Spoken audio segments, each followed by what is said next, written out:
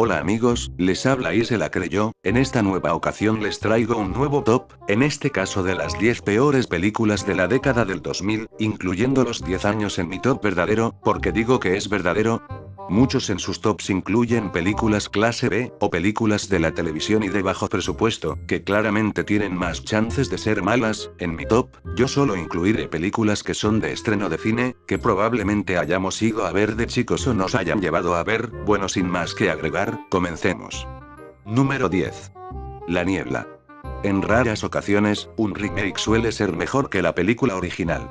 Sin embargo, la mayoría de estas producciones fallan, y aquí tenemos una que ciertamente falla en grande, y no me estoy refiriendo a La niebla de Stephen King, del año 2007, que es un peliculón de la puta madre, sino a una película, del mismo nombre, del año 2005, dirigida por John Carpenter, quien produjo este soso y decepcionante thriller sobrenatural que carece de originalidad, personajes interesantes, dirección, suspenso, y los sustos para satisfacer a su público objetivo. Número 9. Matrix Recargado y Matrix Revoluciones. Un hecho, es que la primer película de Matrix cambió de cierta forma el cine. La película de los hermanos Wachowski fue un éxito y la misma se convirtió rápidamente en un culto, creando un fanbase un tanto repulsivo y pútrido, en el cual no se le puede criticar casi absolutamente nada, no tanto así con las secuelas, Matrix Recargado y Matrix Revoluciones. Ni siquiera muchos fans de la primera película defienden estas dos mayúsculas naderías, que tratan de ser profundas e importantes, pero que fallan rotundamente, con actuaciones blandas y diálogos peores que en la anterior, y un personaje omnipotente, el cual quita toda la emoción de ver. Ambas películas se tratan de puro y simple marketing. Aunque algunos todavía las defienden a uñas y dientes cuando se las cuestiona. Número 8. Watchmen. Película basada sobre un cómic interesante de DC Comics, aunque se trata de uno muy sobrevalorado. Zack Snyder plantea la peor película de superhéroes jamás filmada. Una grotesca parábola fascistoide sin el menor sentido de la aventura, sin acción, sin humor, sin personajes, sin secuencias. Sin nada de nada. La publicitaron como si de El Caballero de la Noche se tratara, y no fue ningún éxito popular, sin duda uno de los mayores desastres de la década. Número 7. Crepúsculo.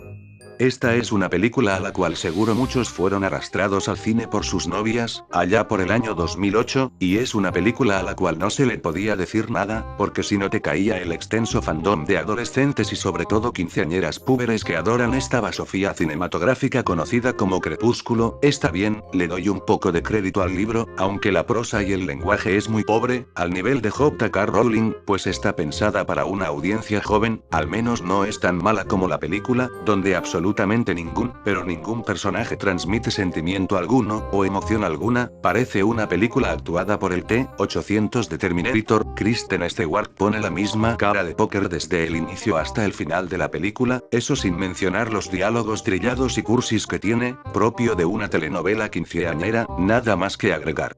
Número 6. Alone in the Dark. Ya había dicho en mi top de peores películas de los 90, que llevar videojuegos al mundo del cine es una tarea complicada, y que la fórmula casi siempre suele fracasar. En donde Silent Hill triunfó, siendo dentro de todo una buena película, Alone in the Dark fue nuevamente un claro ejemplo de que es mejor dejar a los videojuegos en su mundo. El director alemán, Uwe Boll, era famoso por hacer versiones mierdosas y de bajo presupuesto de películas basadas en videojuegos. Entonces, ¿qué podían esperar de Alone in the Dark?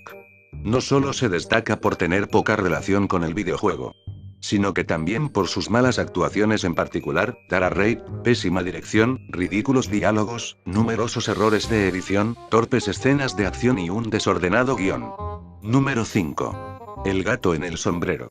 A pesar de lo raro, y las miles de críticas que se le pueden hacer a El Grinch, la película con Jim Carrey, sigue siendo un clásico navideño y es hasta el día de hoy la segunda película navideña más taquillera del cine, solo superada por Home Alone, o Mi Pobre Angelito como se la conoce aquí, lo cual es ciertamente meritorio. Pero sin lugar a dudas el salto al live action del clásico cuento El gato en el sombrero, es el mayor insulto a cualquier obra del Dr. Seuss que pueda existir. El trabajo de Mike Myers se distancia bastante de lo que se esperaba del personaje principal, con escenas más que extrañas y perturbadoras que graciosas. Es claro que intentaron copiar el estilo del Grinch de Jim Carrey y fracasaron rotundamente, sin mencionar que también acumuló una buena cantidad de nominaciones a la peor película del año. De hecho son 8 en total, con nominaciones a peor película y actor entre ellas.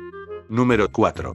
Battlefield. Recuerdo que publicitaban esta película como si se tratase de la nueva Independence Day, donde John Travolta, un fiel seguidor de la cienciología, no solo protagoniza un papel estelar en esta desordenada película de ciencia ficción, basada en la primera parte de la novela del mismo nombre de L. Ron Hubbard, sino que el actor también contribuyó millones de dólares de su propio bolsillo a la producción.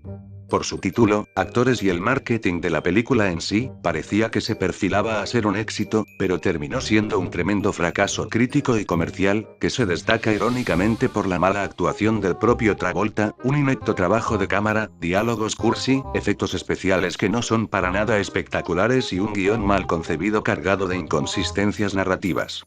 Nada más que agregar. Número 3. Terminator Salvation. A Terminator, una franquicia cinematográfica que comenzó con dos obras maestras como lo son Terminator y Terminator el Día del Juicio, y que desde ahí ha decaído hasta límites insospechados. Terminator Salvation logra lo imposible, hacer una película aún más absurda y más estúpida que la tercera parte. Ya que no esté el símbolo principal de la franquicia, Arnold Schwarzenegger, es un indicio de que la película iba a fracasar. Nada de acción, nada de emoción, una película que podría haber filmado mejor un mono con Parkinson. Clasificada como un asco por el propio Schwarzenegger. Simplemente lamentable. Número 2. El hijo de la máscara. Esta sin duda clasifica claramente dentro del secuela de una película que nunca nadie pidió. La Máscara, la película con Jim Carrey es un clásico de la comedia bizarra, aunque no sea 100% fiel a las historietas de Dark Horse Comics, sin duda es una gran película, que estuvo cerca de tener una secuela antes de que el protagonista Jim Carrey decidiera no retomar el papel. Una década después, a un genio se le ocurrió esta bazofia conocida como el hijo de la máscara, en la misma Jane Kennedy, que no es para nada igual de carismático que Carrey interpreta a un dibujante quien descubre que su primer niño tiene los poderes de la máscara. Esta irritante comedia familiar que trata de promover su mensaje sobre la madurez y la alegría de la paternidad falla en su propio objetivo, no es más que una ruidosa producción sobrecargada de efectos especiales, momentos vergonzosos y malas actuaciones, humor demasiado infantil al punto de insultar el intelecto del espectador. Número 1. El último maestro del aire. Al fin llegamos a la crème de la crème, y les aviso que en esta parte pecaré un poco, pues yo soy fan de Avatar: La leyenda de Aang, y recuerdo que cuando estaba por terminar la serie en 2008, se hablaba mucho de una posible película, sobre todo en los foros, lo cual fue confirmado posteriormente por Michel Dante Di Martino, uno de los creadores y principal guionista de la serie, junto con Brian Konietzko, por lo que había mucha especulación y sobre todo había mucha expectativa, pues Avatar, la serie animada, tenía mucho potencial para explotar, pues la misma tiene claras referencias a la cultura popular, pero sin embargo la película fue un fracaso de principio a fin. Sin duda el peor error que cometieron fue elegir al director hindú, Night Shyamalan, como director y guionista de la misma. Esto es algo que nunca lograré entender porque a Night Shyamalan, dentro de todos los directores que hay en Hollywood, lo eligen a él, quien claramente ya no era el mismo director que dirigió El Sexto Sentido. El director hindú ya venía de arruinar dos películas con potencial, como eran La joven del agua y The Happening, con críticas muy divididas, ni mencionar que el director no tenía conocimiento en absoluto sobre la serie Avatar, de la historia en sí, ni de los propios personajes que la componían. Está bien, ya lo sé, muchos directores toman series, novelas y libros que no conocen y hacen películas sobre ellas, pero tal parece que a Shyamalan le interesó muy poco y nada conocerla a fondo, tomándose plena libertad para hacer cambios en el guión y en los personajes, puesto que ninguno de ellos se parecen, ni están relacionados en absoluto con el universo de Avatar. Aang es aventurero, carismático y gracioso, pues es el más joven del grupo, sin embargo en la película siempre está serio, hasta parece un puto robot. Sokka, el cómico del grupo, no hace ni un chiste en toda la puta película, y Katara no sabe siquiera cuál es su papel en todo esto. Algunos dijeron y excusaron a la película, de que es imposible meter en una película de 1 hora y 20 capítulos de la serie, pero son pelotudos. ¿Qué excusa es esa? Hay libros de 600 a 800 páginas, que ninguna película de 2 horas siquiera puede abarcar, y aún así siguen siendo dentro de todo fieles al original y buenas películas, como en el caso de Stephen King. Esa excusa es paupérrima, y lo peor de todo, es el cambio de los personajes. Katara y Sokka representan a esquimales, y por lo tanto su piel debe ser bronceada, pero en la película claramente son blancos, y la Nación del Fuego es una clara representación a Japón y su período imperialista. Sin embargo en la película son representados por hindúes. ¿En qué mierda estaban pensando al darle a Shyamalan la dirección y el guión de la película? Es simplemente tirar el dinero a la basura e insultar tu propia serie. No entiendo por qué no dirigió la película el propio Di Martino, o al menos porque no se encargó del guión. La puta que los parió. Esta es sin duda una de las peores películas en las que tuve la desgracia de pagar el cine para verla, aunque técnicamente no fue un completo desastre de taquilla, logrando recaudar apenas un poco más del doble del presupuesto. La crítica la destruyó completamente.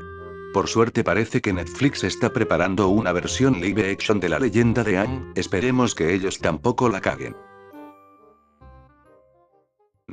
Y bueno amigos, eso es todo. Si les gustó el vídeo por favor denle al me gusta y compártanlo, eso me ayudaría mucho.